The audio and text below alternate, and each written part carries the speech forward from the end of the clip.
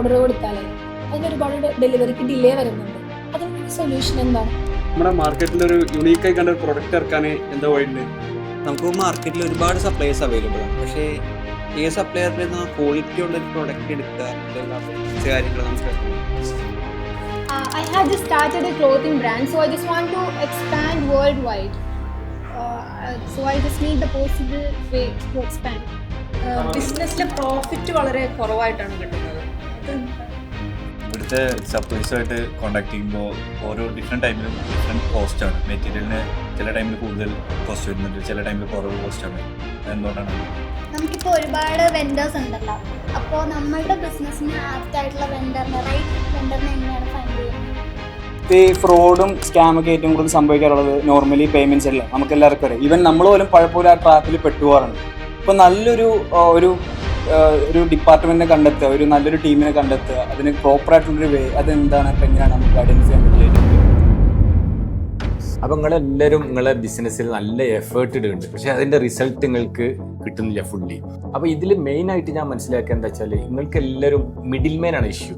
ഈ മിഡിൽ മാനാണ് നിങ്ങളെ പ്രോഫിറ്റിൻ്റെ ഒരു വലിയ റേഷ്യോ കൊണ്ടുപോകുന്നത്.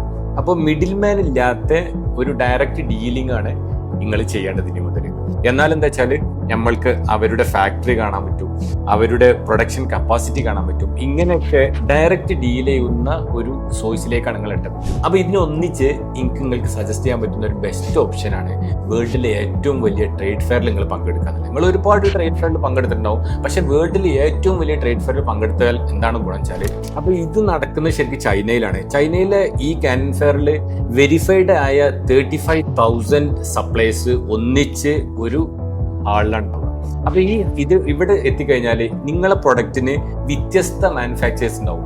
ഈ നിങ്ങൾ വ്യത്യസ്ത മാനുഫാക്ചേഴ്സ് കണ്ടു കഴിഞ്ഞാൽ നിങ്ങളെ പ്രൊഡക്റ്റ് വ്യത്യസ്ത ക്വാളിറ്റിയിൽ, വ്യത്യസ്ത റേറ്റിൽ, ഇവരുടെ ഒരു ഫാക്ടറി ക്വാളിറ്റി, ഇവരുടെ പ്രൊഡക്ഷൻ ക്വാളിറ്റി ഒക്കെ നിങ്ങൾക്ക് മനസ്സിലാക്കാൻ പറ്റും. നിങ്ങൾ ഇപ്പോൾ സീരിയസ് ആയിട്ട് അവരെ ഡീലും കാര്യങ്ങൾ ചെയ്ത് കഴിഞ്ഞാൽ നിങ്ങൾ അവരെ ഫാക്ടറി നിങ്ങൾക്ക് വിസിറ്റ് ചെയ്യാൻ പറ്റും. അങ്ങനെ ഡയറക്റ്റ് ഡീൽ ഉണ്ടാക്കിയിട്ട് നിങ്ങൾക്ക് ഇന്ത്യയിലേക്ക് നിങ്ങൾക്ക് ഇമ്പോർട്ട് ചെയ്യാൻ പറ്റും. ഇതാണ് നിങ്ങൾക്ക് ബെസ്റ്റ് സൊല്യൂഷൻ ആയിട്ട് എനിക്ക് സജസ്റ്റ് ചെയ്യാം. ഇത് ഓരോ സെഷനായിട്ടാണ് നടക്കല്. ഒരു വർഷത്തിൽ 2 പ്രാവശ്യം ഉണ്ട്. ഇനി അടുത്തതുള്ള 138ാമത് സെഷനാണ്. അത് ഒക്ടോബർ 15 മുതൽ നവംബർ 4 വരെയുള്ള ഡേറ്റിലാണ്. അപ്പോൾ നിങ്ങൾ ശ്രദ്ധിക്കേണ്ടത് എന്താ വെച്ചാൽ നിങ്ങളെ പ്രൊഡക്റ്റ്, സ്പെസിഫിക് പ്രൊഡക്റ്റ് ഏത് ഫേസിലാന്ന് ഉറപ്പുവരുത്തണം. അപ്പോൾ ആ ഫേസിൽ മാത്രം നിങ്ങൾ പങ്കെടുത്താൽ മതി. എന്നിട്ട് നിങ്ങൾ ആ ഫേസിലുള്ള മാനുഫാക്ചറെ നേരിട്ട് കണ്ട് ഡീൽ ചെയ്ത് ഇമ്പോർട്ട് ചെയ്യാൻ പറ്റും പ്രൊഡക്റ്റ്.